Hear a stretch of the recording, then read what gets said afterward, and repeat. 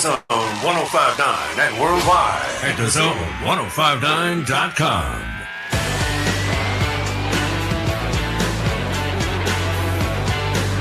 Alrighty. What you know? Welcome in on this Thursday into the Bureau, the Farm Bureau Insurance Studio, Mississippi Farm Bureau Insurance. Go! With the home team. They are your home team at Farm Bureau Insurance all across the great state of Mississippi. Hometown heroes, that's your local Farm Bureau Insurance agents in all 82 counties around the state. I'm Matt. Beaver is here driving the bus. He's the bus driver. He's going to get you home safely in your driveway in a couple of hours from right now. Just keep your arms and legs inside the vehicle at all times and enjoy the ride. Get on in here, too. Hey, what do you want to get into today on this Thursday? Hey, on the live stream, YouTube, Facebook, Twitter. Got your comments coming in there, so you just type them in, post it, and then I see them all in one nice, neat column right here so we can talk that way. You can also, and I highly encourage you, to take advantage of the Country Pleasin' text line. Country Pleasin' sausage on grocery store shelves all around the Southeast. It's the best. The best sausage in the world. I'm really convinced of that. Had some more of that jalapeno and cheddar. Yesterday it was green onion. Today I had jalapeno and cheddar with breakfast. I highly recommend it. And you can text me on the Country Pleasin' text line. The number, 885-3776. 601 number, 885-3776. And don't forget, phone lines are open. Call me. Get to hear your voice. We even got Rooster in here yesterday. I don't know, like the first time it didn't work. Then we got him in here. Number to call is 897-1059. That's the Junction phone. Junction delis all across the state of Mississippi, fueled by Prince Oil Company. The number to call, 897-1059. Is this, I got something here on the soundboard that says SEC on ABC theme. Is this the new one? Yeah, that's it. Closely tied to the old ABC Sports theme song. Anyway, I almost hit it when I was introducing the fact that today is day 3 of SEC Media Days going on in Tampa. You got Alabama, Florida, Ole Miss, and Texas A&M making the rounds. Let's see, a couple of quarterbacks, including Ole Miss's quarterback, A&M's quarterback, some linebackers, running backs, and whatnot. Yeah, talking season. There's nothing wrong with doing a little talking every now and then. But that's going on. And then, of course, let's see, tomorrow you'll have LSU, Arkansas, Mississippi State, and Texas all wrapping it up there on the last day of SEC Media Days in Tampa. Have y'all been following it this week? Yes? No? Maybe? Not at all? What?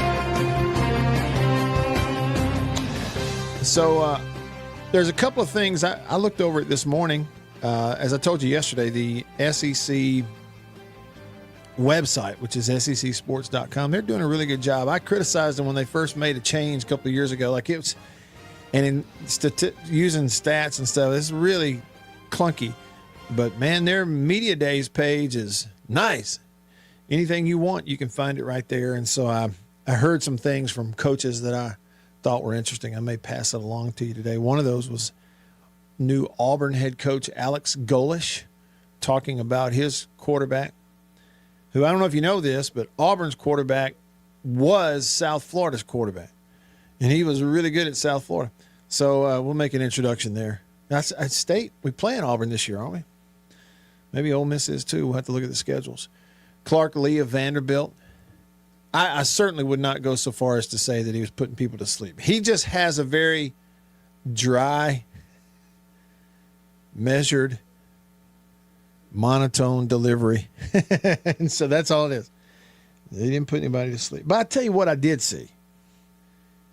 And this is, how am I going to pass this? Okay, this would be for anyone who is an aspiring media person meaning you want to be a reporter or a writer or something that would give you a press pass and put you in press conferences where you can ask your own questions of players and coaches at things like media days. Okay, if you have something you want to do, listen up.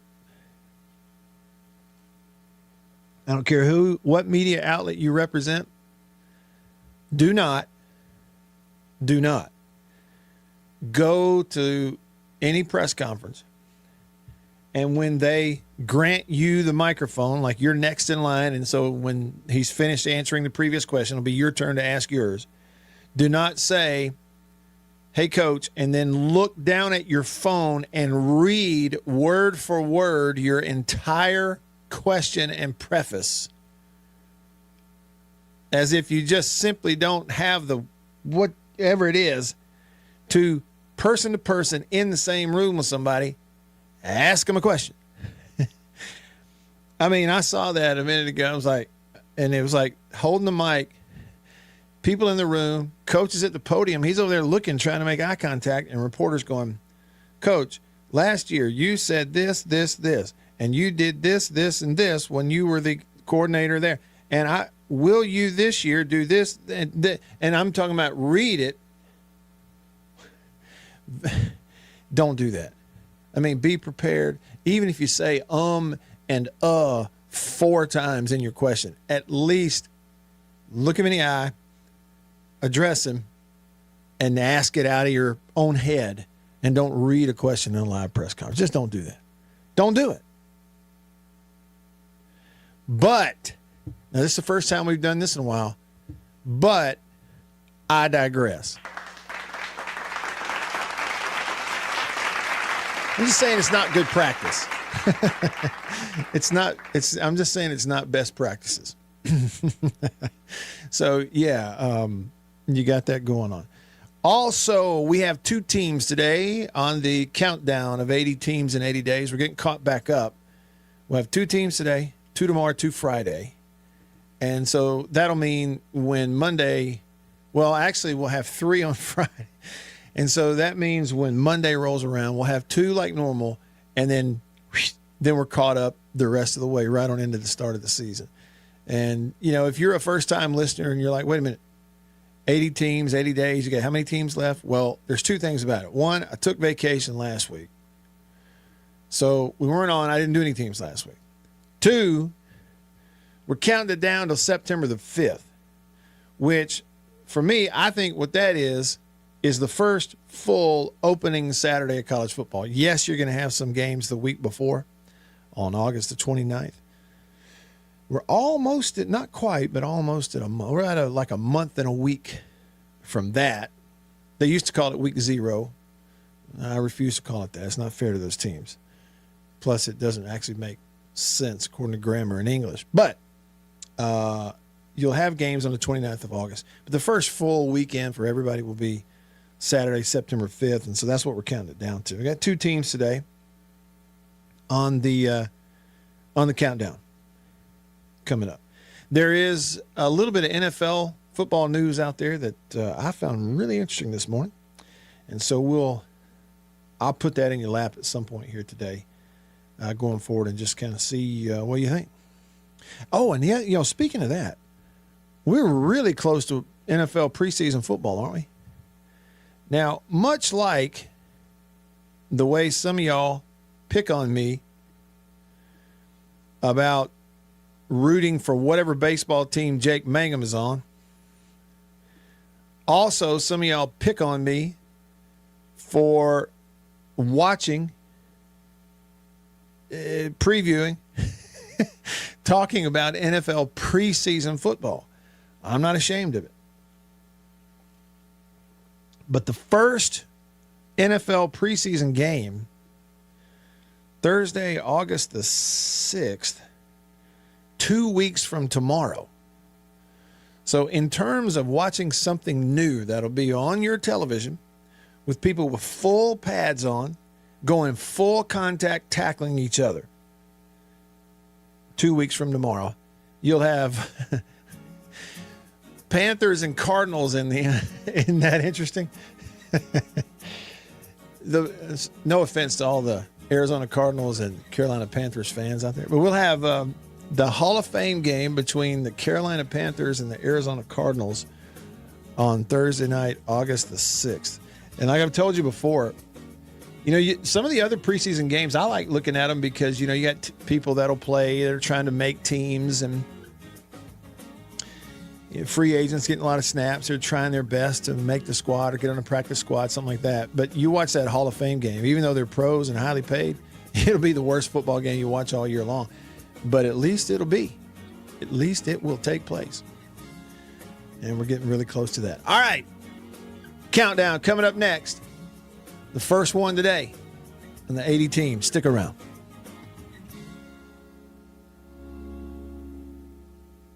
Jake Mangum here. Hey, y'all, let me tell you about a couple of things that you might want to take a look at. First up, there's a whole new series of football videos that I have begun on the YouTube channel this summer, and it's going to go all throughout the fall, all the way through football season this year. One is an early week upload called Football IQ, where I kind of talk through some concept ideas related to watching football as a fan. Later in the week, there's an upload series called Matt Explains, where I take one specific football term or concept and kind of break that X's and O's down for you, where again, you as a fan can watch it, learn it, and then watch football games differently and enjoy watching those.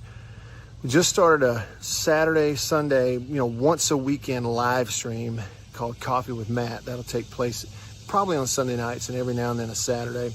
Sports, that'll be fun too when we get into the season when there's games.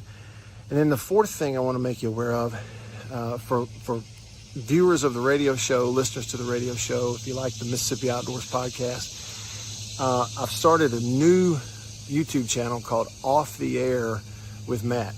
And I'll put a link on the screen right here, but you can just look it up on YouTube, Off the Air with Matt Wyatt. And what that is sort of a weekly, once a week show behind the scenes of what it's like for someone who talks on the radio and does podcasts and does ball games and stuff. And it's what life off the air is like. And so got one of those shows up. Last week was the first week. This will be week 2.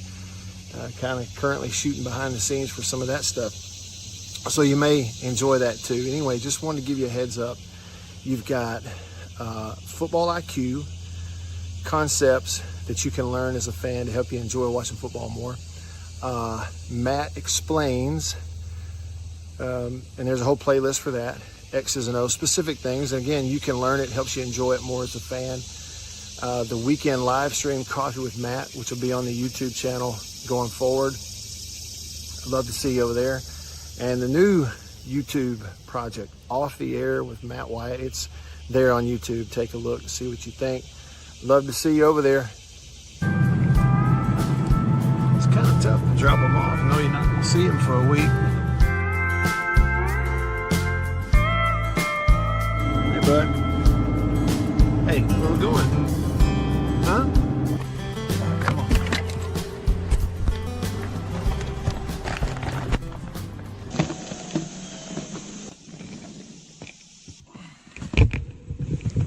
All right, Mary, we're about to be in Alabama, and you know what your mama says? She says, you'd think Nick Saban could have 4-lane this road if he wanted to.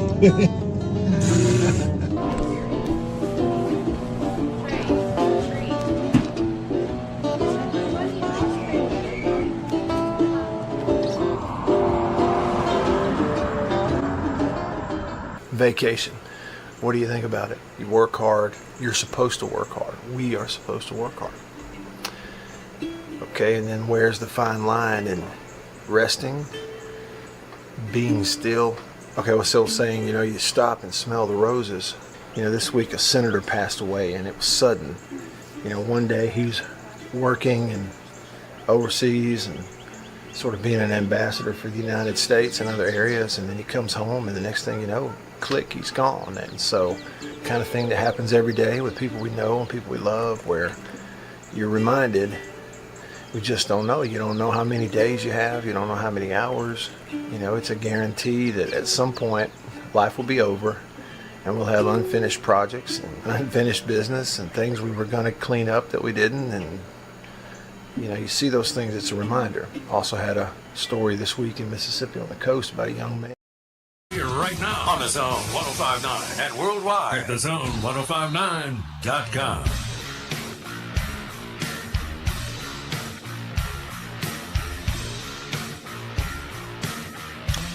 All right, back with you. I'm Matt in the Bureau, the Mississippi Farm Bureau Insurance Studio. Farm Bureau, go! With the home team. They are your home team at Farm Bureau Insurance all across the great state of Mississippi. On the live stream, hey, Gene, on Facebook, you said, Matt, I can't hear you. I haven't gotten that message from anyone else. The stream says the audio's good, so you might check it on your end. But, of course, if you can't hear me, you wouldn't know that I'm actually saying that. Michael, for example, on YouTube, thanks for your comment. Michael, let me know if you're having audio issues. I'll try to get it fixed. You said, Michael, you said these football IQ players videos have me ignoring my chores. I'm really enjoying watching them. Well, I appreciate that very much. Thanks for watching them. Yeah, I mentioned that yesterday. I got an ad running on the live stream to kind of remind you.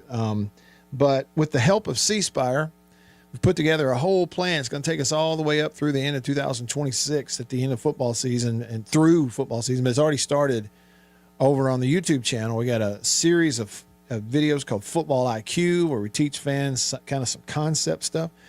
Then we have a series of videos called Matt Explains where we kind of explain specific X's and O's things that you as a fan can learn and then spot and watch for it when you watch a game if you want to do that kind of thing. Brand new live stream on the weekends called Coffee with Matt. So all of that is going on. And Michael, I appreciate the kind words and the compliment and glad you're enjoying it. That's the biggest thing about it. All right. We're doing a countdown of 80 teams in 80 days. Now, why would you care? Well, here's why. It kind of gets you geared up for football season. And it does the same thing for me where it kind of forces me to learn a little bit about at least 80 of these teams that are out here. And the 80 teams, the list of 80 teams, even at the beginning of this, was made up with teams that are either in the conferences that State, Ole Miss, and Southern Miss are in, on the schedule of State, Ole Miss, or Southern Miss, or anyone else that's interesting. And so that's how we made up the list of 80 teams. So we got two teams today we're going to count down, and the first one is in the Southeastern Conference. How many days? 45? Because yesterday was, 46. So today's 45. Is that right? Let me double check. I got my notes right here. Yeah, 45. We're 45 days away. Team number 45 on the countdown of 80 teams in 80 days. It's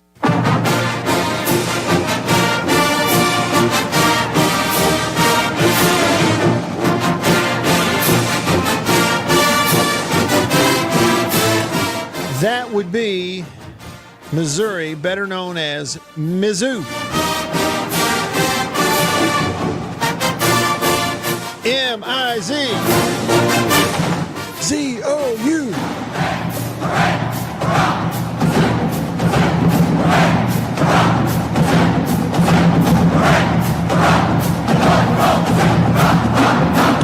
How about that?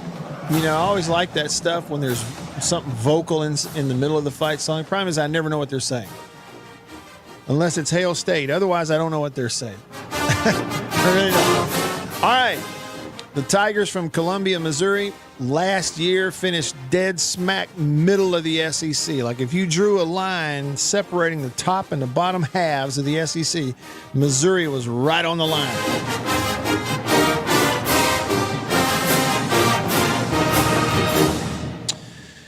They went overall 8-5. They went 4-4 in the SEC. Now, the other team that finished 4-4 in the league was Tennessee. But Missouri, 8-5, 4-4. A little bit of a letdown for them. If you care about rankings, I don't. If you do, it's fine. But they didn't finish inside of the rankings. I mean, at one time, they were off to a really good start, and They had a good football team. They have a very highly paid football team at Missouri. So 8-5 and 4-4, a little bit of a letdown for them, I think, according to what their expectations were a year ago. Eli Drinkwitz, how many years for him at Mizzou? How long has he been there? He's been there since 2020. So he came in at COVID just like Coach Leach did at State. So 20, 21, 22, 23, 24, 25. This will be his 7th year. So he's been there a little while. Trying to get it back up. All right. So last year in that 8-4 regular season, like I said, high expectations. They got off to a fast start. It was a little bit of a light schedule early, but they started the year 5-0 last year with wins over Central Arkansas, Kansas in a high-scoring game, Louisiana, beat South Carolina, closer than they wanted it to be, and beat UMass. Okay, so you're 5-0, but Central Arkansas, Kansas, Louisiana, South Carolina, UMass, no big deal, right? So they were hosting Alabama. I remember this. And they had an open date early October. Then they hosted Alabama. Big game. Bama went in there. It was a heck of a physical ball game. And early on, Missouri looked to me like they were more physical than Alabama. But Alabama came back and beat them 27-24. And that was a heck of a blow to Missouri. Lose that at home. So now they're 5-1. The next week went to Auburn. Won in double overtime at Auburn by the hair of their chinny chin chin. 23-17. I think there was a weather game, kind of a bad weather game. But then it was back-to-back losses on the road at Vandy 17-10, and at home to A&M they just got whipped 38-17. Heels of that, hosted State on November 15th last year and rushed for, what was it, 450 yards or whatever it was? 49-27, they whipped State. State could not stop their run game. Ahmad Hardy, a Mississippi kid, had 350 yards rushing against a team from his home state. That gave them their 7th win. They lost the next week at Oklahoma and couldn't score. So put up 49 against State at home, go to Oklahoma the next week, scored 6 points and lost 17-6. Won the season finale at Arkansas 31-17. So they were 8-4. Played Virginia in the Gator Bowl, got beat 13-7. So they were a little Jekyll and Hyde on offense, and it was almost like they were so dependent on the run last year at Missouri that if they played somebody who struggled against the run, they had big success. If they played somebody who could defend the run, they had almost no success offensively, like Virginia and like Oklahoma. So this year for Missouri, they don't wait until Saturday, September the 5th. They're going to open up on Thursday, September the 3rd, hosting Arkansas Pine Bluff there in Columbia. I think they'll have their stadium construction finished, won't they? It was still under construction, the renovated Faroe Field there or whatever it is at Missouri when we were there back in November. And I think they'll have it done now. So they open up on a Thursday night, the 3rd, take a week off.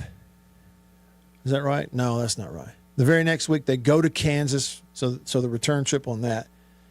September 19th, they'll host Troy, and then they'll go to Starkville, play State in Starkville on the last weekend in September. So that's the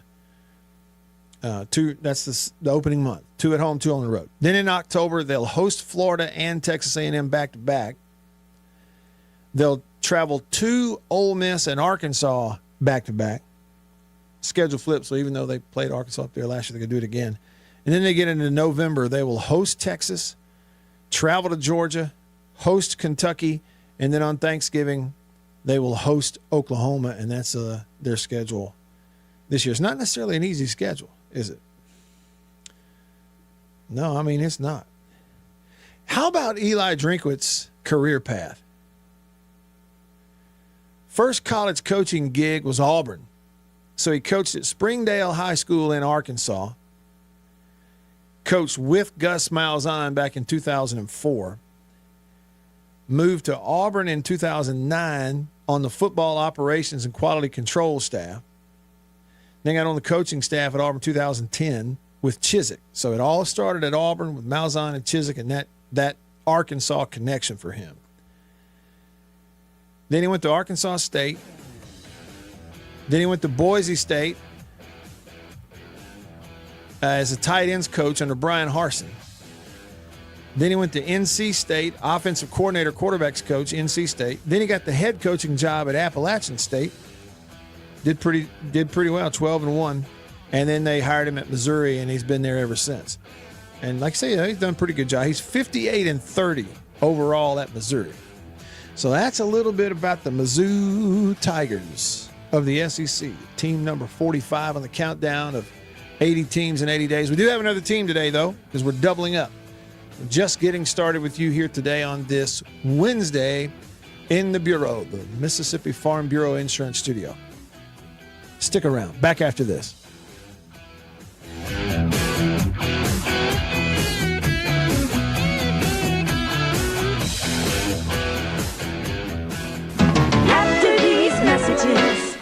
We'll be right back.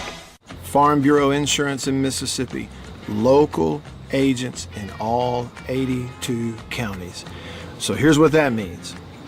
You have that fender bender, hopefully you don't, but let's say you do at an odd time. Something goes on. It's Saturday night at 11 p.m. You don't have to wait until Monday morning to call some 800 number and talk to someone 3 states away. You've got your agent's phone number right there on your phone because you go to church with him. Your kids go to school together. He lives right down the road. You see each other at the ball games on Friday nights. So it's personal with your local Farm Bureau insurance agent in all 82 counties in this entire state. And if anything does arise and you need to, run it up the chain or up the flagpole, the home offices for Farm Bureau Insurance are in Jackson, Mississippi. It's right here in the state of Mississippi. It doesn't get more local than and personal, the service that you get with Farm Bureau Insurance in Mississippi. I can't recommend them highly enough. And if you haven't, recently, let them give you a quote. Home, life, auto. It's Farm Bureau Insurance. Go with the home team. After these messages, we'll be right back. Well, look at what we have here. Christmas come early. Boom. Little green onion country pleasing. That's not all. Little original smoked sausage flavor. That's not all. Jalapeno and cheddar. It has to be one of my favorite, just judging by how much of that stuff I eat.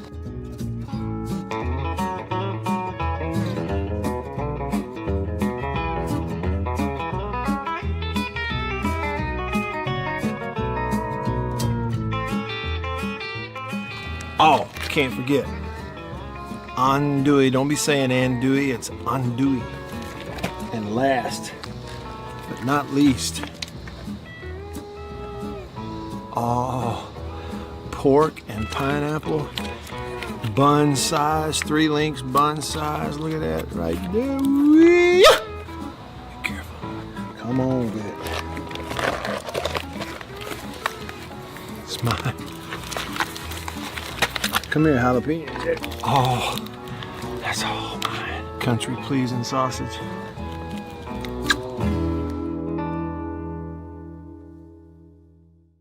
We'll be right back after this message from C Spire. My name is Matt Wyatt. I host the Matt Wyatt radio show out of my home using C Spire fiber. And when we hit the road as a family, Matt's show goes with us, thanks to C Spire Wireless. Its ultra-reliable nationwide network lets me broadcast live from anywhere. And never miss a moment that matters. Connecting you to what inspires you most on C Spire's blazing fast 5G network. And right now, get your choice of free phone. That's customer inspired. That's C Spire. Y'all like coffee? I know you do. Check it out. Little High Point Roasters from New Albany, Mississippi. That is the breakfast blend. It's a whole bean. And if you notice, that's how much I've had already. Brazil Oberon. Not Ogeron or Orgeron, you LSU. No, Brazil Oberon. That ain't all. What we got there? What flavor is that? Papua New Guinea grade AA. Bring it on. High Point Roasters, New Albany, Mississippi. Roasted right there. That's whole bean. One more. I got more. Tried and true. Magnolia. .com.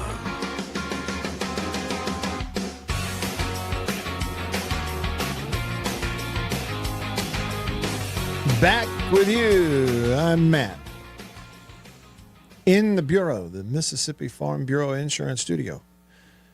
Farm Bureau Insurance, go! With the home team. They are your home team. Jason, I got your text on the Country Pleasin' text line. Country Pleasin' sausage on grocery store shelves around the Southeast comes from Country Meat Packers on Highway 49 in Florence. It's the best sausage in the world. And it's the best text line in the world. 885-3776. 601 number. 885-3776. You text me there, and I'll get it. Get you on the air. It's like a digital virtual way to plop down at the table with me and Beaver and grab some coffee and just chime right in. Hot coffee from High Point Roasters in New Albany. Look them up, highpointroasters.com.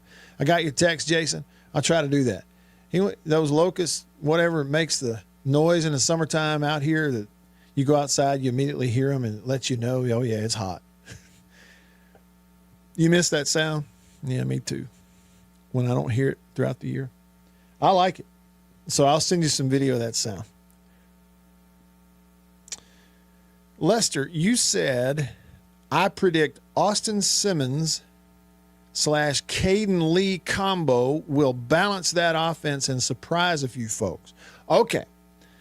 So the left-handed quarterback who used to be at Ole Miss, Austin Simmons, he at Missouri now? Is that what we need to know?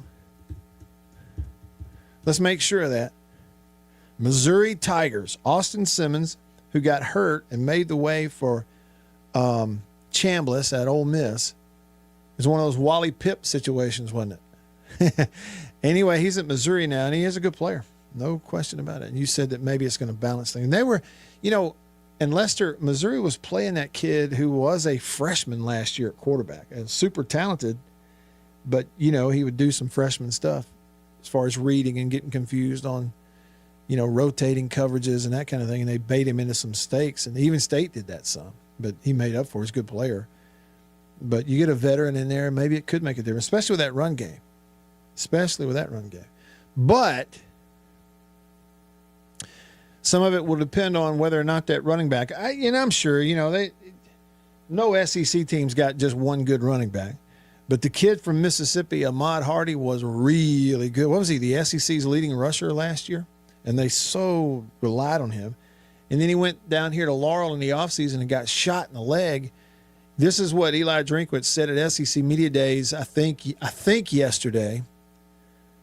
It was either yesterday or Monday. Might have been Monday. But anyway, this week at Media Days, this is what Drinkwitz said about getting Ahmad Hardy back at Missouri. I'd also like to update y'all on Ahmad Hardy. I know that I've been asked a lot about Ahmad, and I did the very best that I could to save this update for the main stage. So what I want to tell y'all is this was a great opportunity for Ahmad to learn, and it was a great opportunity for our student athletes to learn. It was also a great reminder that there is no place for gun violence in this world, and that we need to do a better job of policing gun violence, not criticizing the police or the rights to bear arms, which is a Second Amendment right, but just saying that there is no place for gun violence, especially for our youth in society. Ahmad has been medically cleared from the bullet that struck him, and he is on the road to recovery. He did have the bullet did strike a bone in his body, and that has been fully healed and cleared. And today was his first day back towards a full recovery. All right. And then he went on to say they're not sure exactly what is the day that he goes, okay, he's back, he's 100%. It's like it never happened. Still waiting on that. But as of this week, cleared to go completely 100% into getting ready. But I'm sure what the wait is anybody goes through that and you're out for that period of time with that kind of injury, sure, when you're cleared to go back, but it doesn't mean you're as strong as the day it happened. Your muscles get weak and they atrophy, and you got to build all that back up. And it may take a little bit. But what are we? 45 days away from, well, for them, 43 days away from their season opener. So a month and a half.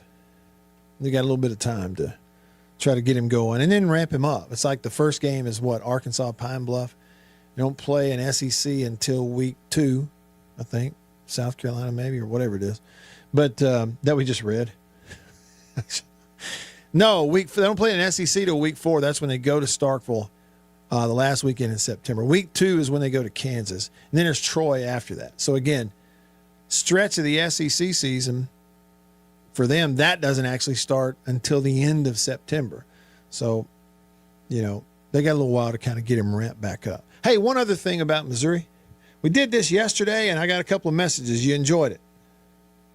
So the teams that we were talking about on the countdown, I went and found some old Leonard's losers about those teams, and you get to hear how he described them. Do the same thing today. So since we're talking Mizzou, this is from 1992, Leonard's losers, as he was giving his prediction for the Missouri versus Kansas football game. Missouri versus Kansas. Glenn Mason and his Blue Jays from Lawrence have had a fantastic year so far, and when they get to the Columbia Cat House, I don't foresee anything to ruin their season. The Tigers have already lost all the lives a cat's supposed to have, but maybe they can rustle up one more for this encounter. Leonard's loser, Missouri. The Cats had already lost all the lives that a cat's supposed to have. Good stuff.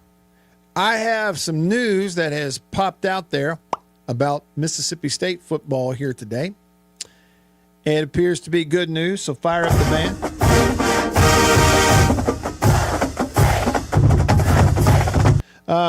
Jeff Levy, according to Robbie Falk, Jeff Levy is adding former Utah State and Texas Tech head coach Matt Wells to the football staff at State as a senior offensive consultant.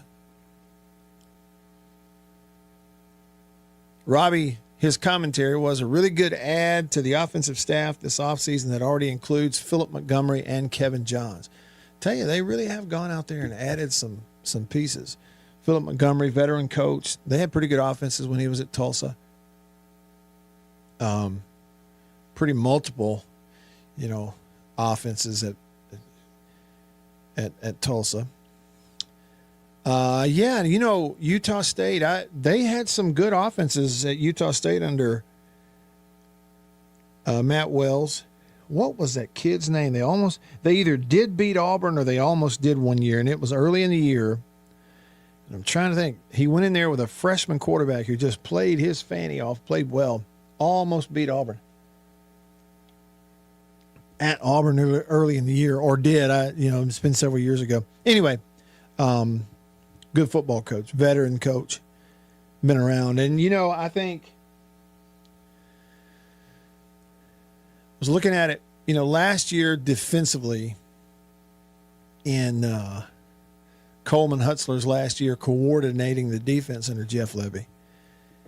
They had added a couple of former head coaches, Paul Rhodes, Mike McIntyre, who really highly thought of defensive coaches in their career, former head coaches, added them to the, defensive analyst staff, and it made a difference along with the, addition of the talent that they went out and paid to come in there and play for them. And that's almost like you see that same sort of thing happening now on the offensive side where they go Philip Montgomery, now Matt Wells, and the more veteran minds and eyeballs you can get in the room on yourself, self-scouting, as well as preparing for opponents and coaching. It's like the better it certainly can't hurt, I guess is the thought on that. But I like it, especially with a young quarterback who's got uber talent. You just got to work it sort of into the sort of machine that nobody can stop. And, you need more than just a quarterback with that. On that note, I was watching earlier, there's a video on the YouTube channel I posted. It did a quick film study. It's just something I was watching, and I decided to go ahead and draw it up and post it. But Julian Sayin, the quarterback at Ohio State. I don't know how much y'all paid attention to him last year. I didn't pay much, so it was almost like watching it for the first time for me. And you talk about accurate with the football.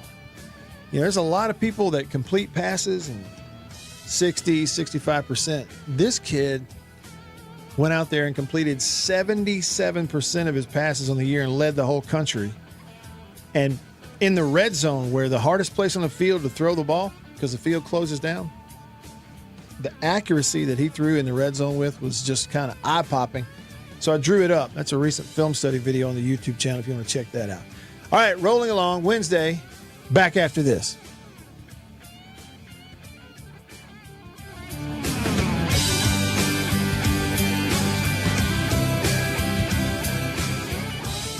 After these messages, we'll be right back.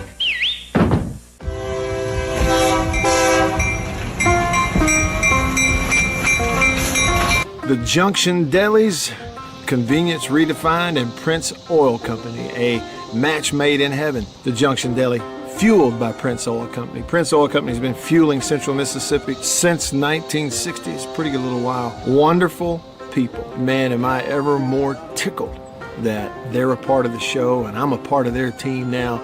As you know, if you listen to the radio show, I've been to the Junction in several different places around the state. I've bought gas just like you at a lot of places that are fueled by Prince Oil Company, and they are really wonderful people. By the way, that brand spanking new Junction Deli, Chevron, right across the highway from Germantown High School. It's in Canton, we say Gluckstadt. Do you realize they and other Junction Delis, they serve country-pleasing sausage over there on the buffet? You don't get much better than that. The Junction and Prince Oil Company. That's what I'm talking about. We'll be right back after this message from C Spire. My name is Matt Wyatt. I host the Matt Wyatt radio show out of my home using C Spire fiber. And when we hit the road as a family, Matt's show goes with us, thanks to C Spire Wireless. Its ultra-reliable nationwide network lets me broadcast live from anywhere. And never miss a moment that matters. Connecting you to what inspires you most on C Spire's blazing fast 5G network. And right now, get your choice of free phone. That's customer inspired. That's C Spire. Welcome to my photography studio downtown Tupelo. Everybody needs a headshot, especially if you're in the professional world, in sales, any sort of customer related business, outreach business, anything like that. Everybody needs a headshot. Here at my photography studio in Tupelo, we do a lot more than just headshots, but we're kind of focusing on headshots for that very reason, because everybody needs it. Let me show you a little something about it. One thing I'm able to do here is sort of have 2 to 3 different looks in a small space that we can do in a short amount of time. Several different looks and styles of lighting with studio equipment, studio lighting. Some with flash and a particular look that I've worked on, a constant lighting scenario where you sit down, the lights are already on, you lean in, and we kind of illuminate the whole face. And we get several options in the studio in a short amount of time. Here's 2 priorities for me when I shoot headshots. One is it has to look like you. Okay, none of this fake stuff. The other goal is it's got to look like you at your best. And that's my job as a photographer.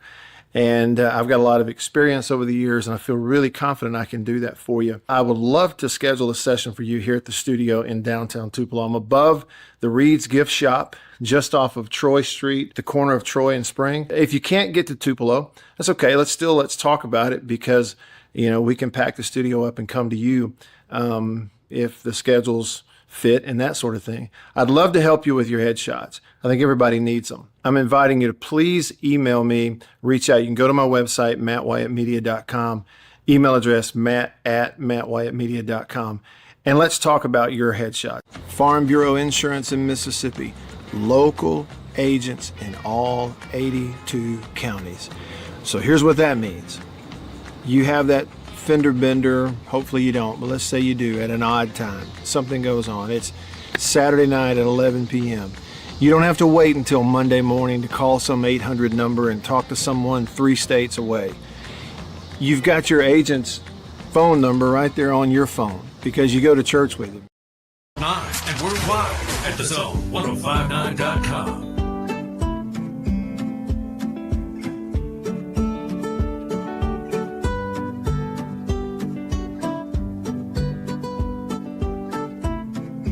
Back with you. All right. So, Lester, you texted me and said that you think Austin Simmons and Caden Lee, and I need to look. So, Austin Simmons, I know who that is. Former Ole Miss quarterback, lefty, got a big, strong arm, but he got hurt, right? Okay. Who is Caden Lee? Caden Lee, Missouri receiver. Okay, transferred from Ole Miss. Must have gone with his quarterback. So, little turnover there. Maybe they make a difference. Complement the run game that Missouri's been good with. I appreciate your text. I just needed to know who that was. Caden Lee, got it. Got it. Know who it is now. Missouri's record, I don't know. Let's see. Let's predict it. I'll go 1, 2, 3, 4, 5, 6. Let's put them at 9 wins this year. Missouri will put them at 9 wins this year. Is that good enough? How's that for a super duper vague, non-specific prediction for somebody? Here's one. Okay. What's the kid's name? Byron Brown. Byram Brown, quarterback, formerly of South Florida, came over to Auburn with his head coach, Alex Golesh. And here's what Golesh said about new Auburn QB Byron Brown. Yeah, well, Byron Brown is one of the best quarterbacks in the country, and he's shown that over the years. What's got to happen for Byram is he's just got to continue to be him every single day. And what gives him confidence is everything that we've preached from day one. It's your daily process. It's how you come in that building. It's how you treat people. It's how you take care of your body. It's how you show up to work. It's truly how your locker looks, how you approach getting on the field, off the field, how you communicate on the sideline, on top of how you actually work when it's time to go to work. And Byram's just got to be him. The confidence that he's going to be the best version of him every single day should give confidence to everybody around him, players, coaches, support staff. And ultimately, if he's the best version of him every single day, we'll get to where we got to get to on the field. All right. So Byron Brown, now at Auburn, looks like he will be a fifth-year senior. First year at South Florida, he redshirted 2022. Played in the 4 games, played really well in the 4 games that he played, but then that was it, and so he preserved his redshirt that year. So technically, eligibility-wise, he's just a 4th-year senior, right? Because he's redshirted. You get what I'm saying. He's a redshirt senior. 2023 became the starter at South Florida. Started 13 games, 65% rounded up completion, 3,292 yards, 26 touchdowns, 11 interceptions. Was good. Now that's throwing the ball. He can really run too. That year as the starter, 23, running the ball, he rushed for 845 yards and 11 touchdowns. I mean, he's really pushing, getting to 1,000 in both. Then 24, played in 6 games, but got hurt. He was hurt, and the stats are pretty much nil, or I guess that's what happened. And then last year, senior year, but was redshirt junior, was really good again. Played in 12 games. Completion percentage went up to 66%. Yards went down by like 50 yards, down to 3,158. He was a 28-7 touchdown to interception ratio. A lot of big plays passing, and did last year rush also for 1,000 yards, 1,008 yards, and 14 rushing touchdowns. So, I mean, you're talking about 42 touchdowns accounted for. That's a heck of that's some numbers, you know. And of course, South Florida and whatever schedule they're playing versus what he's going to face at Auburn. Okay, so let's do a little something right here. South Florida, what are they? An Indian American? Yeah. So last year he rushes for 1,000, throws for 3,000. South Florida goes 9-4 and 6-2, same as East Carolina in the American. Those numbers he put up last year was against a schedule made up of Boise State, Florida, Miami, South Carolina State, Charlotte, North Texas, Florida Atlantic, Memphis, UTSA, Navy, UAB, and Rice. This year, he'll try to replicate that on a schedule against the likes of Baylor, Southern Miss, Florida, Vandy, Tennessee, Georgia, LSU, Ole Miss, Arkansas, Mississippi State, Samford, and good old Alabama in the Iron Bowl. So if he, his coach, he's coached in the last few years, knows all about him, proudly stand up there and says he's one of the best quarterbacks in the country, and the numbers probably back that up. Level of competition is about to go through the roof. Now, you're on a team with probably better players around you at Auburn than he was collectively at South Florida. But South Florida's pretty good. This will be year one at Auburn for the whole operation. And, I mean, you're going to go on the stretch there. Tennessee and Georgia back-to-back on the road. Come back home, play LSU, and then hit the road and go to Ole Miss at Halloween. It's not going to be necessarily an easy stretch right there in the middle of the year for Auburn or for him, in the middle of – that'll kind of make their season. The month of October will.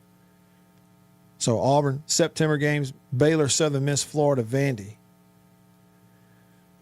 Back in November games, Arkansas, Mississippi State, Samford, and Alabama. In the middle, though, that stretch. Tennessee, Georgia, LSU, Ole Miss. Whew. And you're gonna get a face full of the SEC in that little stretch right there. Lester, thank you for the numbers. All right, so Caden Lee who's now at Missouri with Austin Simmons, was the starting slot receiver at Ole Miss for 2 years. He was clutch. 1,600 yards, 7 touchdowns, and 100 catches. Is that across 2 years? I mean, obviously, 1,600 yards in 2 years and 7 TDs. That's a big part of the offense for sure. So he's at Missouri now. I mean, all the turnover. It's like learning rosters all over again every year. But I'll admit, it can make it a little interesting. It can. It can add a little bit to the interest. All right, so what did Missouri do in the portal? Let's see. There's one of these services who'll count it up for you. Yeah, it's this one. Okay, so Missouri had 30 players transfer in there off and 26 players transfer out of there off of last year's team. And with Simmons going in there, you wonder if a quarterback left. Yeah, he did. So the kid who was the starting quarterback last year at the beginning of the year for Missouri, Bo Pribula, you'll remember, excellent athlete, really good player, flashed early in the year, then got hurt, and they had to play the freshman the rest of the way. So that kid, Bo Pribula, he transferred out of Missouri, and he's now at Virginia. One of Missouri's good receivers, Marquise Johnson, transferred out. He's now at Mississippi State. So those guys leave, and Drinkwitz is like, okay, quarterback, receiver, y'all leaving? Fine. We're bringing in Austin Simmons at quarterback and Caden Lee at receiver will replace you directly in those positions all off of one team at Ole Miss because they had a coaching change. And there's really no spot for Simmons there, right? Anymore at Ole Miss. It makes sense him leaving, but he lands in a pretty good spot probably with Missouri, like you say. And really, you start scrolling through those 30 transfers into Missouri. I mean, it's all P4. Missouri is spending a lot of money, and it's all pretty much Power 4 guys going in there. All right, hour 1 in the books. Hour 2 coming up after this. I'm Matt in the Bureau and staying connected to you because of C Spire, the #1 network in Mississippi. C Spire, customer inspired. Check them out, cspire.com. Hour 2 coming up. Stick around.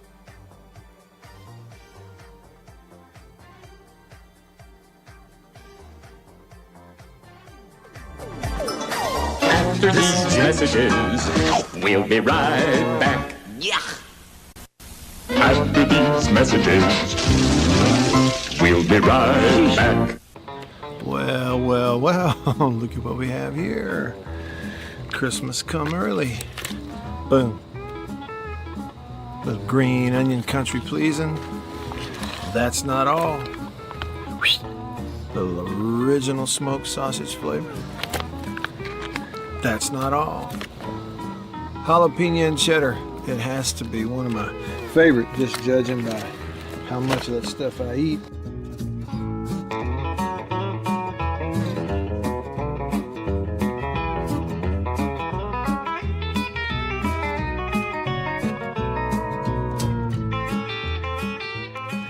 Oh, can't forget. Andouille. Don't be saying andouille, it's andouille. And last, but not least, pork and pineapple, bun size, 3 links bun size. Look at that right there. Be careful. Come on with it. It's mine. Come here, jalapeno. Oh, that's all mine. Country pleasing sausage.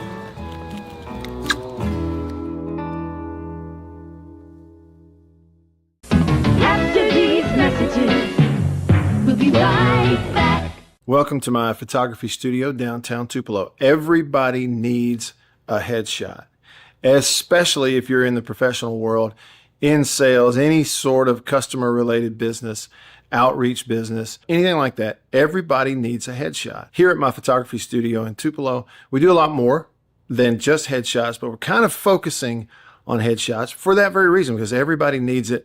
Let me show you a little something about it. One thing I'm able to do here is sort of have 2 to 3 different looks in a small space that we can do in a short amount of time. Several different looks and styles of lighting with studio equipment, studio lighting. Some with flash and a particular look that I've worked on, a constant lighting scenario where you sit down, the lights are already on, you lean in, and we kind of illuminate the whole face. And we get several options in the studio in a short amount of time. Here's 2 priorities for me when I shoot headshots.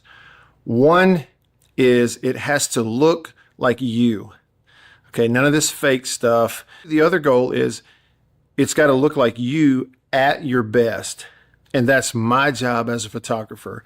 And I've got a lot of experience over the years, and I feel really confident I can do that for you. I would love to schedule a session for you here at the studio in downtown Tupelo. I'm above the Reed's Gift Shop, just off of Troy Street, the corner of Troy and Spring. If you can't get to Tupelo, that's okay. Let's talk about it, because we can pack the studio up and come to you if the schedules fit and that sort of thing. I'd love to help you with your headshots. I think everybody needs them. I'm inviting you to please email me, reach out. You can go to my website, mattwhyattmedia.com, email address matt@mattwhyattmedia.com, and let's talk about your headshot. After these messages, we'll be right back. Farm Bureau Insurance in Mississippi, local agents in all 82 counties. So here's what that means. You have that fender bender, hopefully you don't, but let's say you do at an odd time. Something goes on. It's Saturday night at 11 p.m. You don't have to wait until Monday morning to call some 800 number and talk to someone 3 states away. You've got your agent's phone number right there on your phone because you go to church with him. Your kids go to school together. He lives right down the road.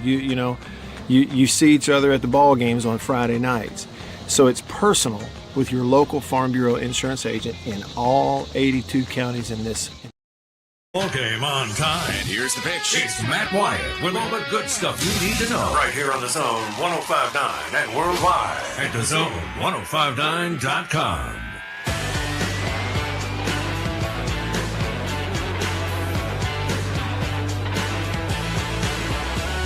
All right, hour number 2. Here we go. Hour number 2 of the show, off and running with you. I'm Matt in the Bureau, the Mississippi Farm Bureau Insurance Studio. Shoot me a text, give me a call. It's all open to you. Text line out there on the Country Pleasing text line. So the number to text me on the show is this, 885-3776. 885-3776. Call me on the Junction phone. Junction delis all across the state, fueled by Prince Oil Company.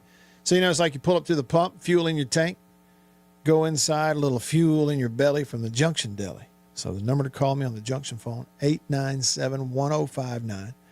601 number, 897-1059. Love to hear from you today. Lots of ways to be a part of the show. This right here is a topic.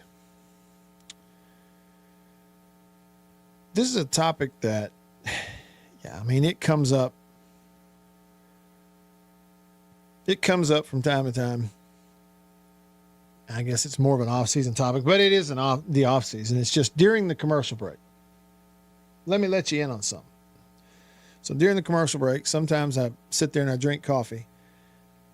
I got several books in here, and one of them is this thing I've told you about before, SEC Sports Quotes, compiled by Chris Warner back several years ago, and it was before all the expansion, so like Texas is not in here, but over 1,500 brief, brilliant bursts of life from former coaches, players, and observers of the Southeastern Conference. And it's divided by school. And so a lot of times I pick it up and I just start flipping through and reading it. I have not read the whole thing in any order either, so I never know what I'm going to see. But so right in the middle is Florida. And then there's Steve Spurrier with a quote about the swamp where Florida plays. The quote was, "The swamp," this is Steve Spurrier saying this, "The swamp is where the Gators live. We feel comfortable there, but we hope our opponents feel tentative. A swamp is hot and sticky and dangerous."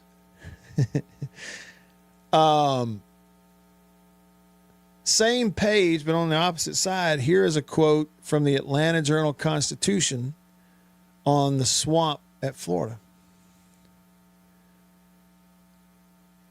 "The loudest, most obnoxious, and notorious piece of real estate in all of college football."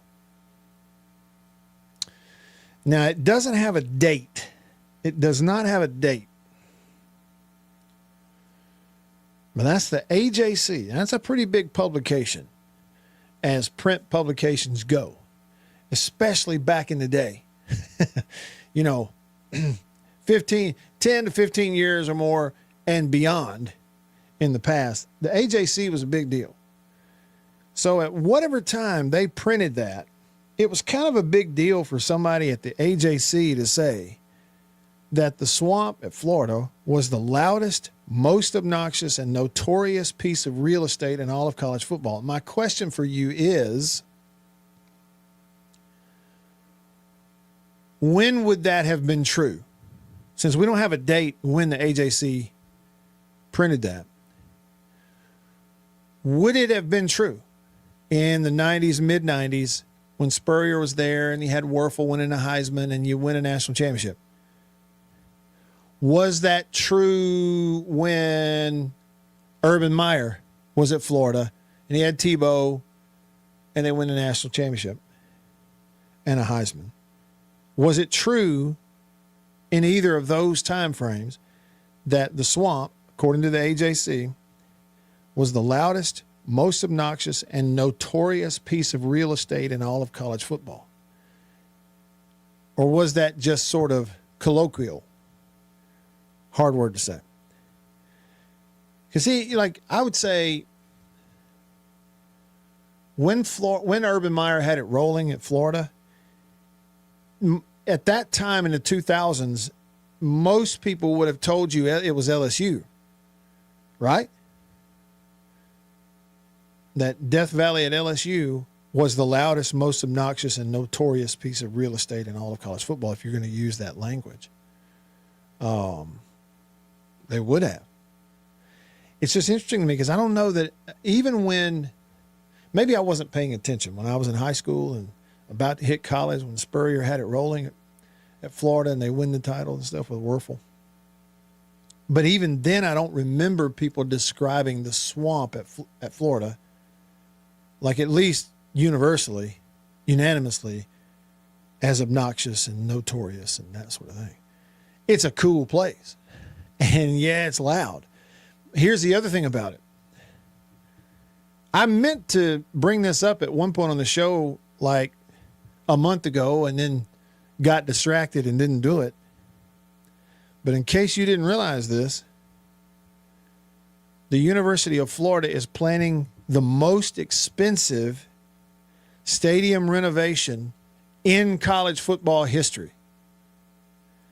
A $1.45 billion with a B as in boy, $1.45 billion overhaul of Ben Hill Griffin Stadium that school officials believe will nearly double annual revenue from their 75 million ATM machine, they say, regarding the Florida football program. They unveiled renderings, this is a month ago, and details of the project. Total budget up from $400 million. A start date of the 2027 offseason.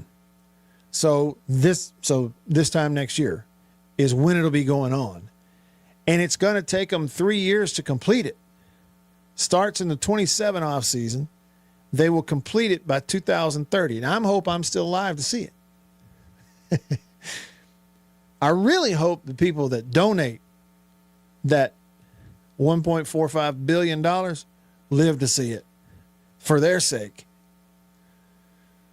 The Florida board said the transformation will, quote, breathe new life into one of the nation's, here we go, most iconic college football venues and elevate it into the premier collegiate athletic destination that sets the standard for everyone else. Quote, it's from my buddy Scott Strickland, athletics director for the Gators. Quote, every inch of this stadium is going to be affected. Now, how about that? So it's interesting to me.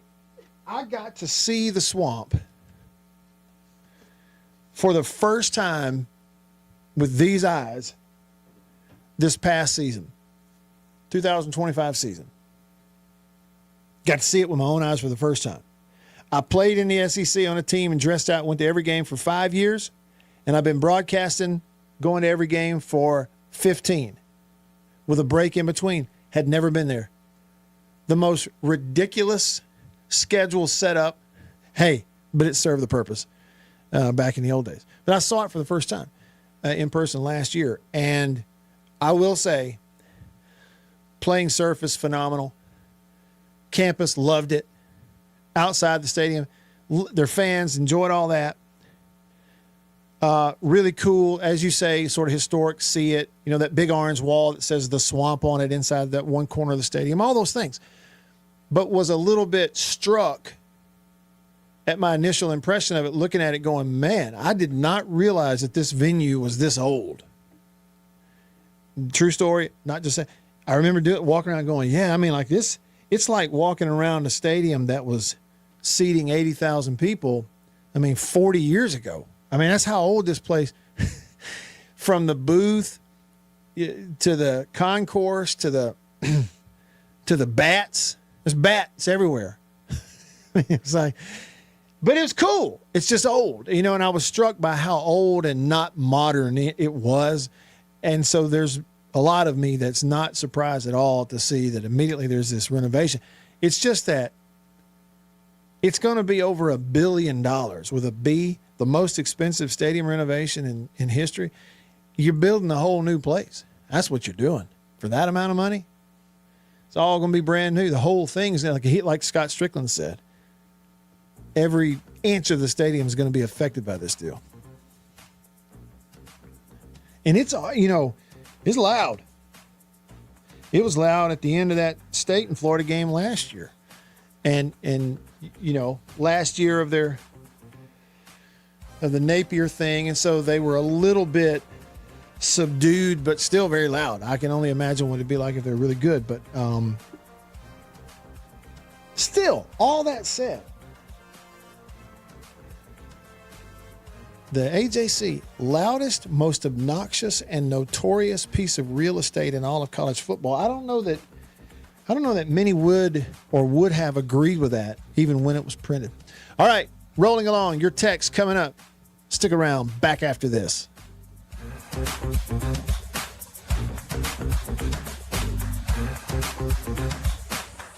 Hey, y'all, let me tell you about a couple of things that you might want to take a look at. First up, there's a whole new series of football videos that I have begun on the YouTube channel this summer, and it's going to go all throughout the fall, all the way through football season this year.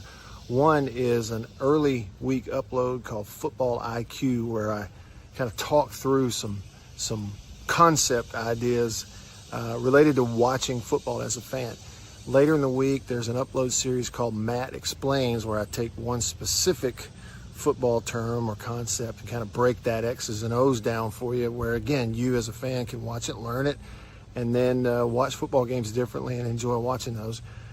We just started a Saturday, Sunday, once a weekend live stream called Coffee with Matt. That'll take place probably on Sunday nights and every now and then a Saturday. Sports, that'll be fun too when we get into the season when there's games. And then the fourth thing I want to make you aware of for viewers of the radio show, listeners to the radio show, if you like the Mississippi Outdoors podcast, I've started a new YouTube channel called Off the Air with Matt. And I'll put a link on the screen right here, but you can just look it up on YouTube, Off the Air with Matt Wyatt. And what that is sort of a weekly, once a week show behind the scenes of what it's like for someone who talks on the radio and does podcasts and does ball games and stuff. And it's what life off the air is like. And so got one of those shows up. Last week was the first week. This will be week 2. Kind of currently shooting behind the scenes for some of that stuff. So you may enjoy that too. Anyway, just wanted to give you a heads up. You've got Football IQ, concepts that you can learn as a fan to help you enjoy watching football more. Matt Explains, and there's a whole playlist for that. X's and O's, specific things. And again, you can learn it, helps you enjoy it more as a fan. The weekend live stream, Coffee with Matt, which will be on the YouTube channel going forward. I'd love to see you over there. And the new YouTube project, Off the Air with Matt Wyatt, it's there on YouTube. Take a look and see what you think. Love to see you over there. It's kind of tough to drop them off. No, you're not going to see them for a week. Hey, bud. Hey, where we going? Huh? Come on.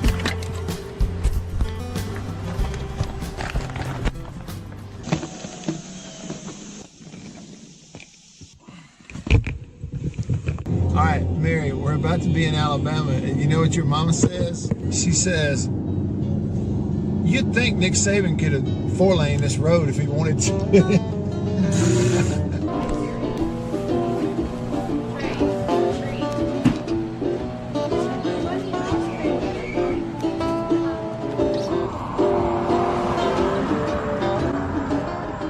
Vacation. What do you think about it? You work hard. You're supposed to work hard. We are supposed to work hard. Okay, and then where's the fine line in resting, being still? Okay, I was still saying, you stop and smell the roses. This week a senator passed away, and it was sudden. One day he's working and overseas and sort of being an ambassador for the United States and other areas, and then he comes home, and the next thing you know, click, he's gone. And so kind of thing that happens every day with people we know and people we love, where you're reminded we just don't know. You don't know how many days you have. You don't know how many hours. You know, it's a guarantee that at some point life will be over and we'll have unfinished projects and unfinished business and things we were going to clean up that we didn't. And, you know, you see those things, it's a reminder. Also had a story this week in Mississippi on the coast.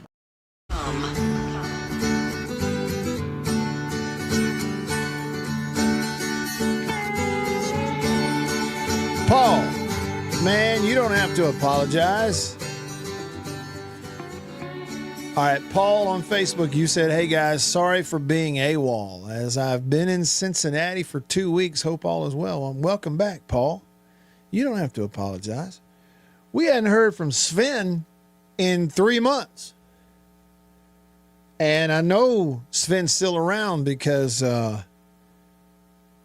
got a notification from him on YouTube the other night. So no, he's still around. He just hadn't been here for 2, 3. He's taken the whole off season off. I hope I haven't run Sven off. Paul, don't let me run you off, okay?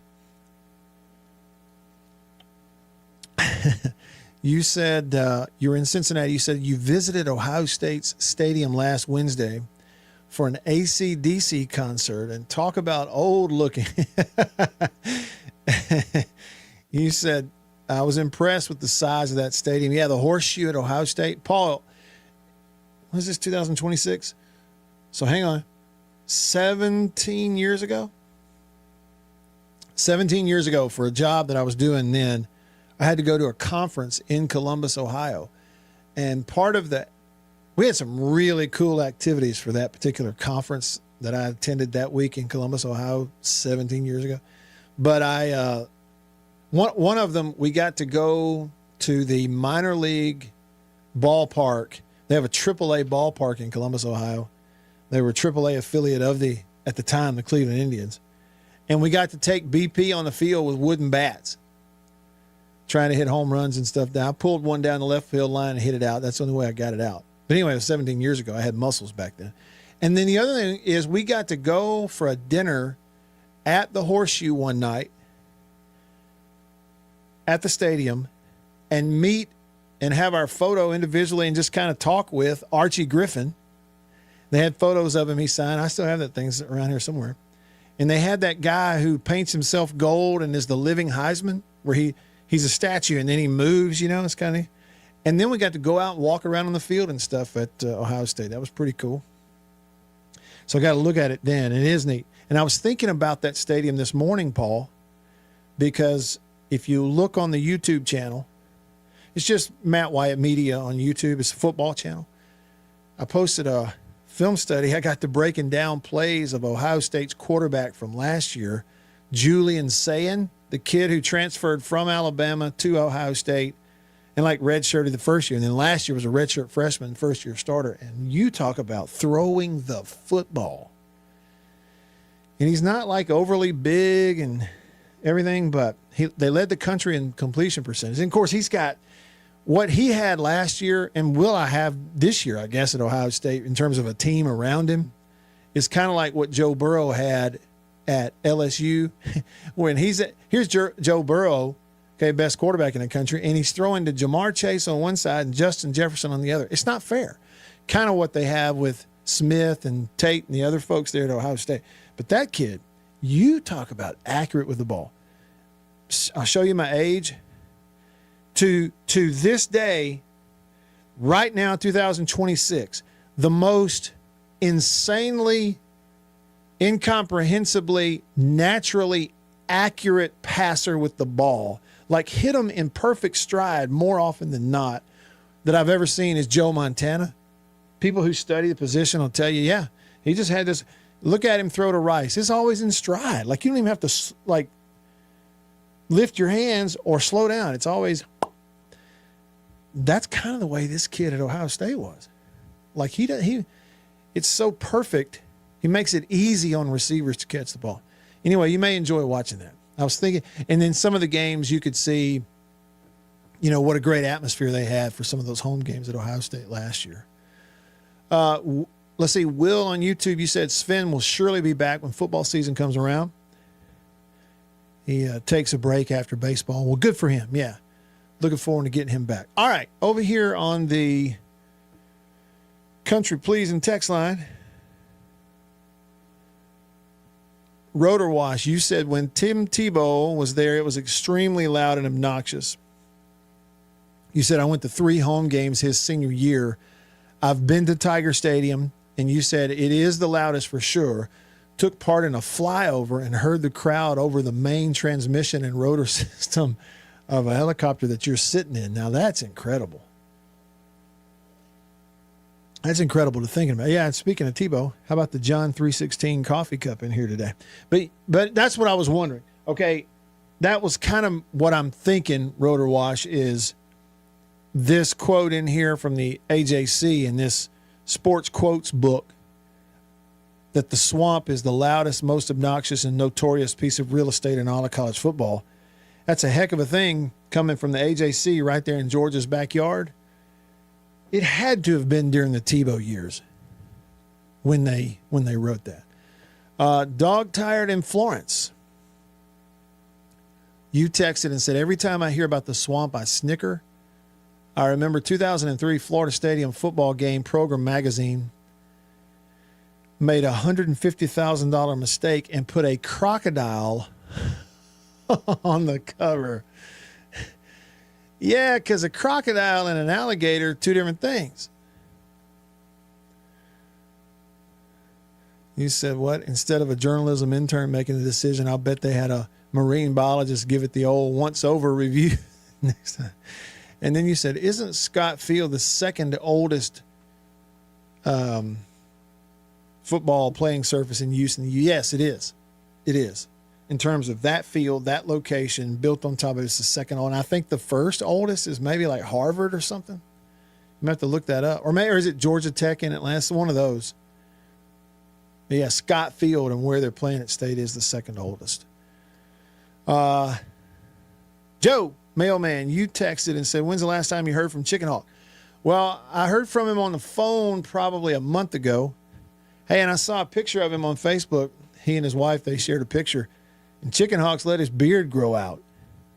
It looks great, actually. Big old fluffy lawn. It kind of looks like a bald Santa Claus. My man, I wish I could grow one like that. All right, and then Delta Tide fan. What is that about? You said, I don't know if you heard this yet, but on Facebook it says that the famous Paul Feinbaum caller legend has been banned from attending SEC Media Days. What is that? I did see something pop up about that. I didn't have a chance to click and read it. Anybody know what that is? Did it happen this year or is it older?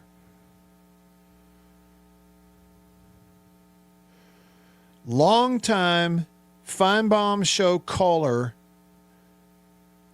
legend, apparently his last name is Wilson, was physically ejected from the event floor at SEC Media Days in Tampa by SEC staff and security. He had been conducting interviews in a non-credentialed public area. Leading SEC Director of Communications Craig Pinkerton to tell him to leave. Legend was removed after a confrontation with SEC officials, but was allowed to remain in the main hotel lobby. Was he ejected or not? Following his ejection, Legend threatened to sue the SEC. Now, this has happened, what, today? Claiming the incident was discriminatory and a form of public humiliation. Now, how do we know? It was yesterday. It happened yesterday. How do we know, Delta Tide fan, how do we know this wasn't a stunt? Because let's be honest, it's exactly the kind of stunt that they would dream up and do on purpose for that show. The man's name is Gary Wilson. The SEC apparently decided yesterday that it would here's what it says in the story. One of its best-known fans as far away from its media days as possible. Gary Wilson, known as Legend, the regular caller on the Feinbaum Show and a host of the Saturday morning show on Birmingham's WJOX, was ejected from the main floor at media days in Tampa by SEC staff and hired security. But it says, okay, they ejected him, but they let him stay in the lobby. Well, that's not an ejection. I'm sorry. How do you use the word ejection when he didn't have to go anywhere? He just goes to the lobby. Makes exactly zero sense. You didn't eject anybody. Where I come from, an ejection means you have to leave the premises, right, Coach Polk? Coach Polk can back that up. More on this and more on other stuff when we come back in the Bureau, the Farm Bureau Insurance Studio. I'm Matt Beavers here, staying connected because of C Spire. Back after this.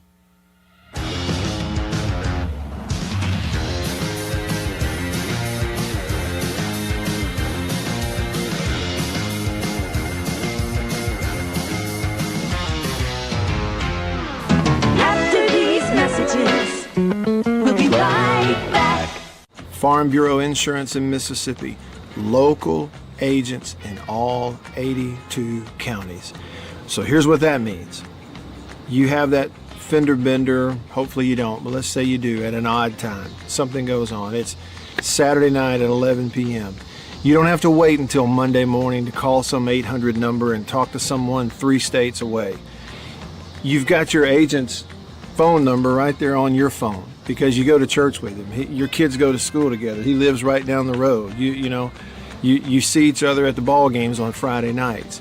So it's personal with your local Farm Bureau insurance agent in all 82 counties in this entire state. And if anything does arise and you need to, run it up the chain or up the flagpole, the home offices for Farm Bureau Insurance are in Jackson, Mississippi.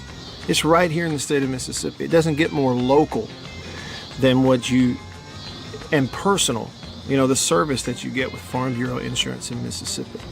I can't recommend them highly enough. And if you haven't, recently, let them give you a quote. Home, life, auto. It's Farm Bureau Insurance. Go with the home team. After these messages, we'll be right back. Well, look at what we have here. Christmas come early. Boom. Little green onion country pleasing. That's not all. Little original smoked sausage flavor. That's not all. Jalapeno and cheddar. It has to be one of my favorite, just judging by how much of that stuff I eat.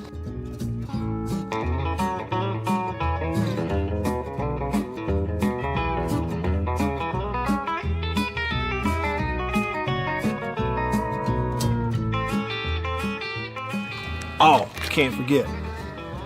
Andouille. Don't be saying andouille, it's andouille. And last, but not least, pork and pineapple. Bun size, 3 links bun size. Look at that right there. Be careful. Come on with it. It's mine. Come here, jalapeno. Oh, that's all mine. Country pleasing sausage.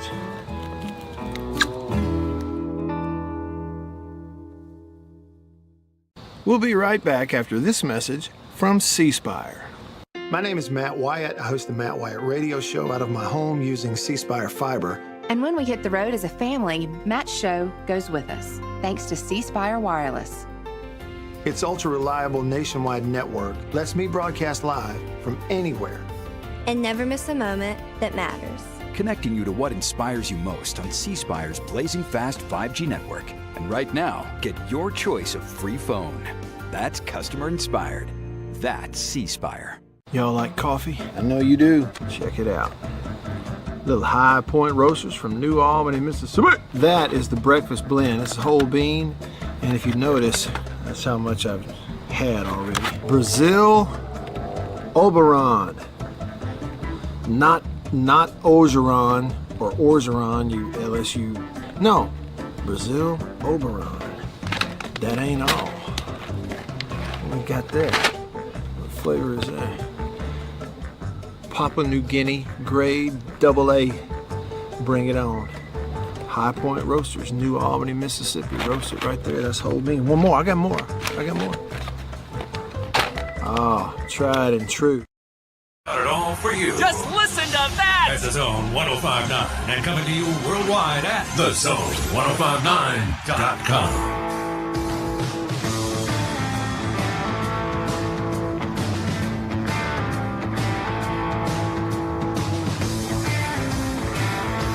Back with you, I'm Matt in the Bureau.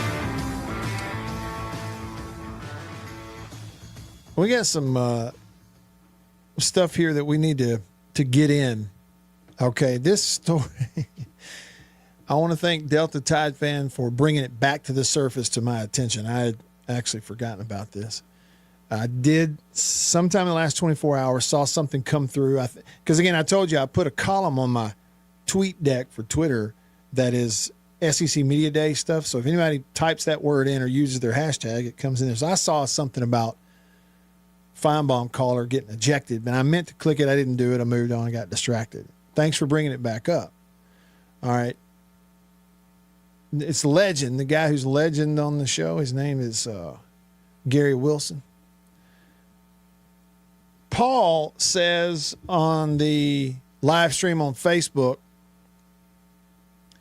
that he's about 2 French fries short of a Happy Meal anyway.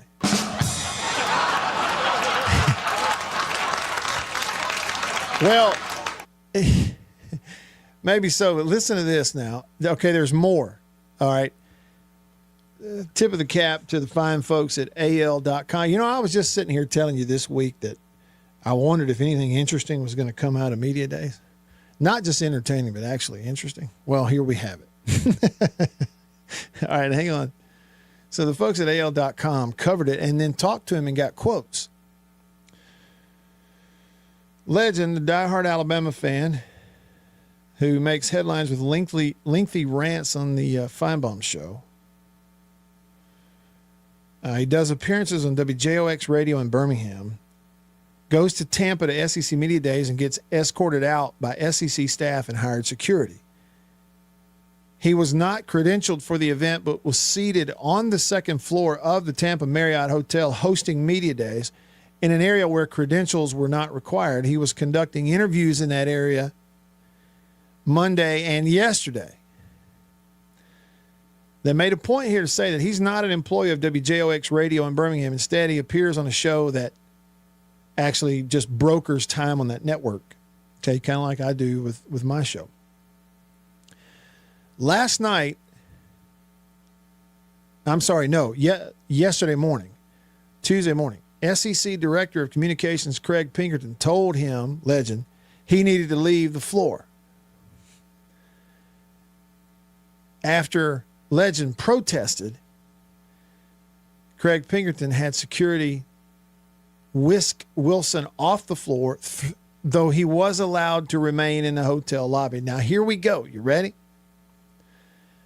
Legend late Tuesday told AL.com, quote, there was like 30 people out there without credentials. He just came and singled me out and started yelling in my face.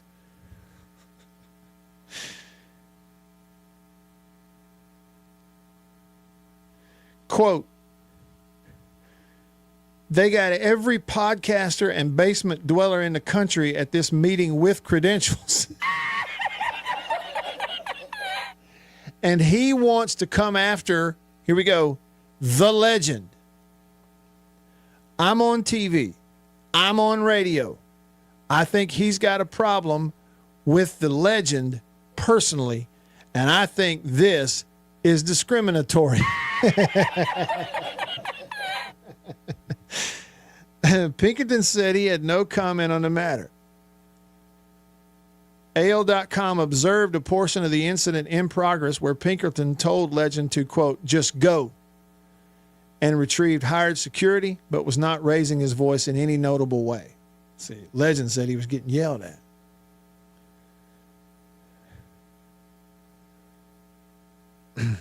Legend was bombastic about the incident, insisting he was planning to sue Pinkerton and the SEC. Quote, he came out there yelling at me and screaming at me like I was some kind of hoodlum or criminal or something. I'm really ashamed of the way the SEC treats the fans, man. They just treat the fans like crap. I've seen them run other people off. It just seems disgraceful how the SEC treats the fans and screams at them and stuff. Now, you were talking, Paul, about a couple of French fries short of a Happy Meal. If you're saying you're going to sue the league and this guy for singling you out, you probably shouldn't in the same breath say that they treat other fans that way and you saw them run other people off. You probably want to. I'm not even somebody goes around suing people or a lawyer. I can show you the bank receipts to prove it. But I would know that. I would know you wouldn't want to. Did they single you out or not? But anyway. The whole thing's pretty doggone entertaining to me. So there you go. You got some action over there. You got some action. Not Hoover. Sorry. Tampa.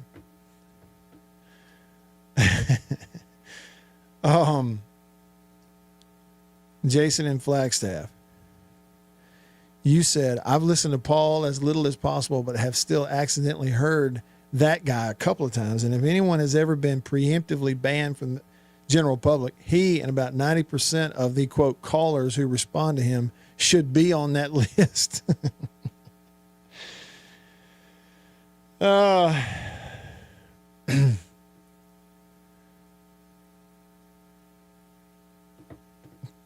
well, have I added to someone like that having their ever how many minutes of fame? Hey, is that you, Paul? At the concert at the Horseshoe? Hey, man, that's really neat. AC/DC concert he went to at Ohio State's Stadium in Columbus. Yeah, boy, was it ever packed. And then this. My one-of-one Camario Taylor card received in the mail today. Pretty cool. Signed by Camario. You mean it's like there's not another one?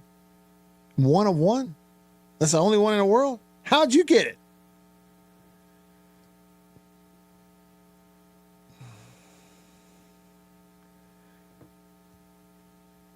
How about that quote from Legend to AL.com? They got every podcaster and basement dweller in the country at this meeting with credentials.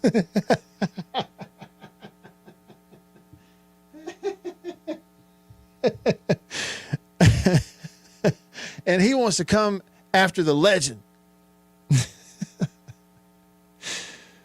I love that. I'm on TV. I'm on radio. I think he's got a problem with the legend personally. And I think this is discriminatory. Then goes on to say, I've seen him treat other people the same way. They turned other people away. Oh, man.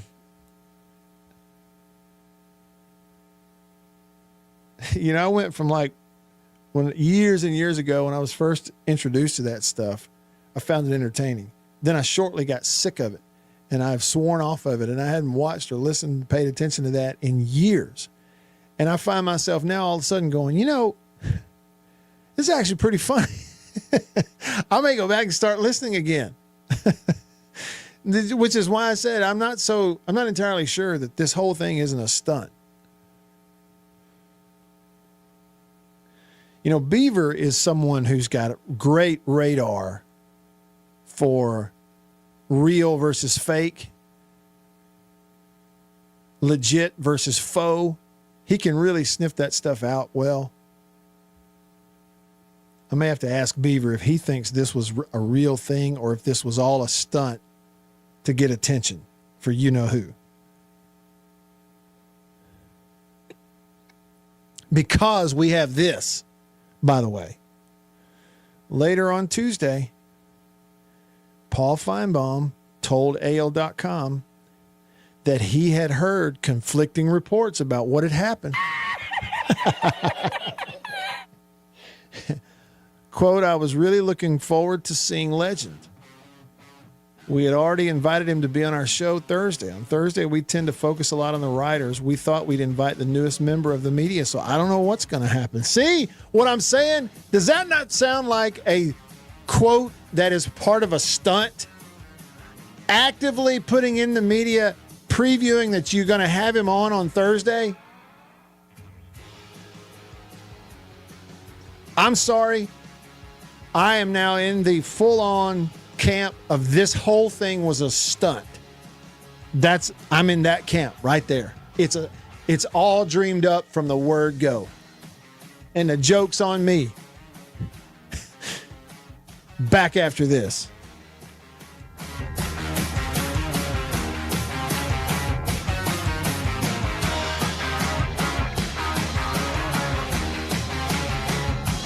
After these messages, we'll be right back.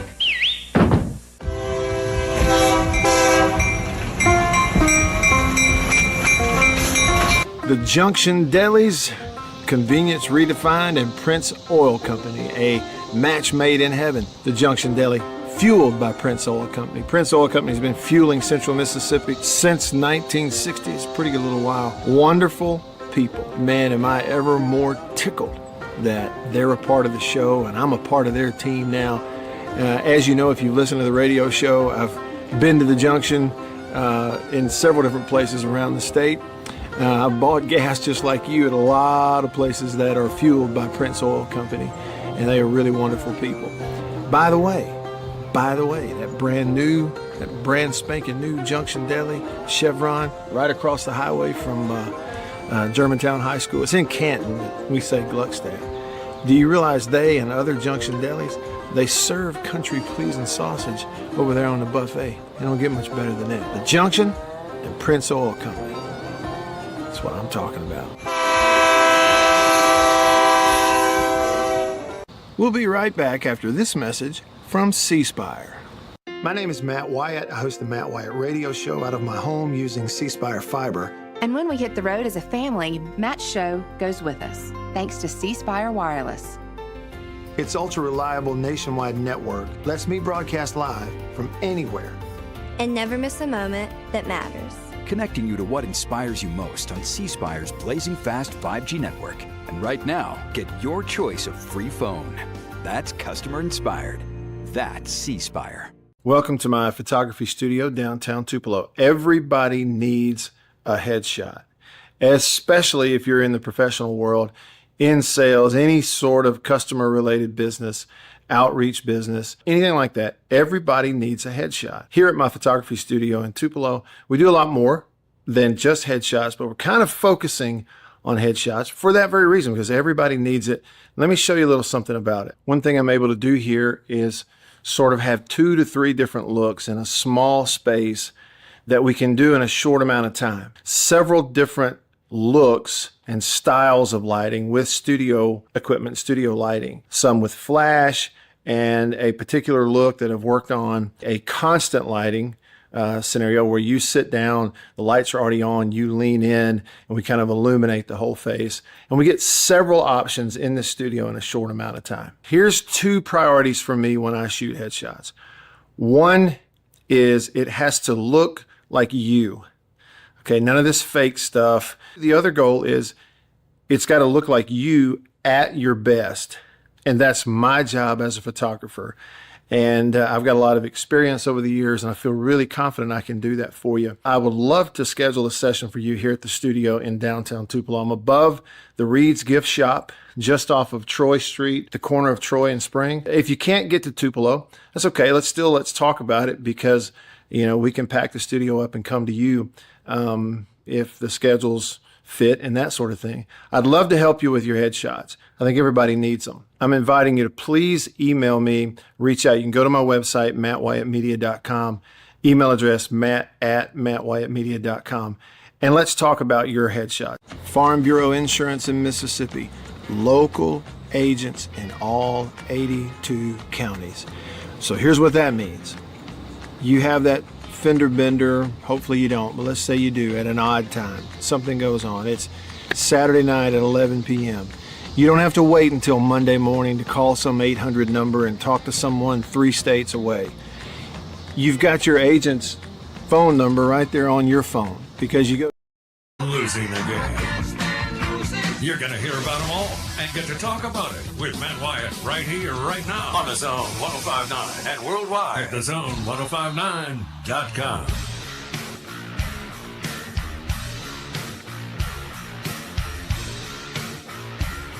See? Paul agrees with me. The Paul on our show, not the other Paul. Our Paul agrees with me that that's probably a stunt. I mean, when the host then chimes in and knows how to drum it up into attention. Hey, I laughed at it. I appreciate the laugh. But I now realize this is all made up. This whole kicking legend out of the caller named Legend out of the media days. And then you get a quote from Feinbaum. He just happened to be going to interview him on Thursday. I mean, look, we know what's up. They made the whole thing up. JS290 said, conspiring to pull off a PR stunt. Interesting theory. Guaranteed that's what it is. Our Paul says, if you ever get a chance to tune into Feinbaum, Legend will be on there and you'll see what we're talking about. Guy's a nut. And at the end of each rant, before he hangs up, he always says, Elvis has left the building. About himself. I'm going to see if I can get Beaver to start doing that. Every time Beaver chimes in and he finishes a sentence, tell us Elvis has left the building. So we know to quit bothering him. I mean, look, if Jake Wimberly can say the champ is in the chair, at least Beaver can finish his sentence by saying Elvis has left the building. At least. All right.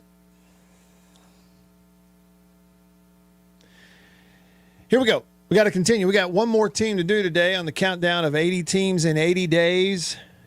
Today is 45 days away from September the 5th, and this team is from the Big 12.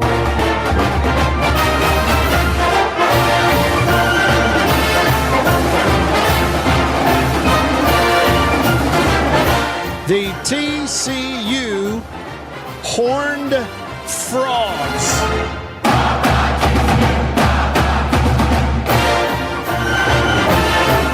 Great fight song.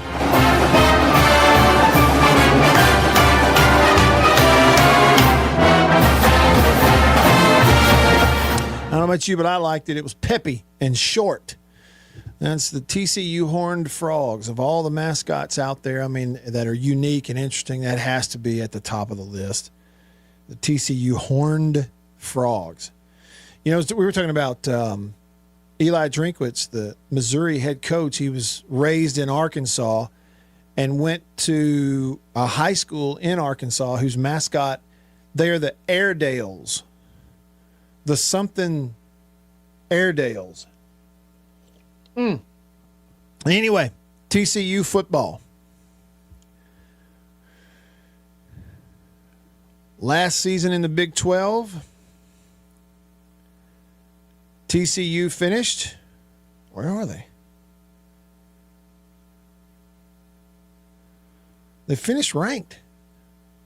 According to this, they finished ranked in the top 25. They went 9-4 overall, went 5-4 in their conference last year. How did they go 9-4? They were 8-4 in the regular season. They started the year 3-0 with wins over North Carolina, Abilene Christian, and SMU. Then they went to Arizona State at the end of September last year and lost a close game, 27-24. That was the first loss of the year. They're 3-1 going into October. And then they went 3-1 in October. They beat Colorado, lost on the road at Kansas State, and then beat Baylor and West Virginia back-to-back. Scored a bunch of points against Baylor. And then in November, they started that month off with back-to-back losses to Iowa State and BYU. Iowa State was a 3-point loss, but then they gave up 44 points and got killed by BYU 44-13. finished the regular season in back-to-back wins. They upset Houston in Houston 17-14. That was their 7th win of the year. Finished the year with a win over Cincinnati. Got them to 8-4 in the regular season. Went to the Alamo Bowl. Played the USC Trojans and marched the Trojans right out of there after overtime. Beat them 30-27 in the bowl game, and that was their 9th win of the year. This year for TCU, they started off a week early. They are one of those teams that are beginning the year on August the 29th. They will host North Carolina on August the 29th. They'll take a week off on that September 5th weekend, and then on second weekend of September, they'll host Grambling, then host Arkansas State, finish the month of September at UCF in Orlando.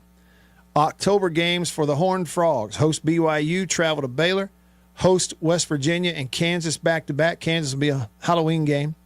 And then in November, they go to Arizona, back-to-back home games, Kansas State and Utah, and finish the season. Look out now. Thanksgiving weekend, they're going to play on Thursday, Thanksgiving Day, at Texas Tech. And so that's a little bit of a look at TCU. Sonny Dykes is their head coach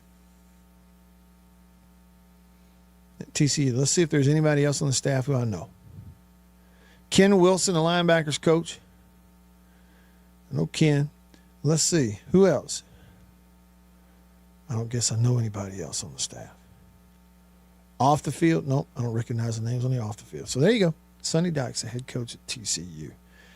By the way, they kept some people around out there. After 9 wins last year, winning a bowl game, they only brought in, Sonny Dykes only brought in 12 transfers into the TCU program and only had 13 transfer out. That's a heck of a win, isn't it? 13 out and 12. That's got to be about the fewest of any Power 4 program in the country. Very little transfer activity out and in compared to everybody else, frankly. And, I don't know that much about the players. I don't see – they didn't get a single transfer in to TCU from an SEC school. And they don't have a single transfer out listed as going to an SEC school. They do have a corner, Jonah Martinez, that transferred from TCU to Southern Miss. All right, and like the other previews we've done yesterday and today, we're going into the Wayback Machine all the way back to 1992, talking about TCU, where Leonard's Losers covered their game versus Texas A&M. Texas A&M versus TCU. The Desert Lizard will be out to cause warts on R.C. Slocum's farmhands and give Pat Sullivan some momentum going into 1993. But I'm afraid they'll find out that A&M stands for ammunition and mutilation, and it's doubtful if Big Mo will follow the Frogs back to Fort Worth. Leonard's Loser, TCU. So he called them Desert Lizards, and the Horned Frogs talking about giving them warts. And at that time, yes, the TCU head football coach was former Heisman Trophy winner at Auburn, quarterback Pat Sullivan. I had completely lost track of the fact that Pat Sullivan's first head coaching job was at TCU. How about that? 92 to 97. Shout out Auburn. There you go. A little War Eagle for you.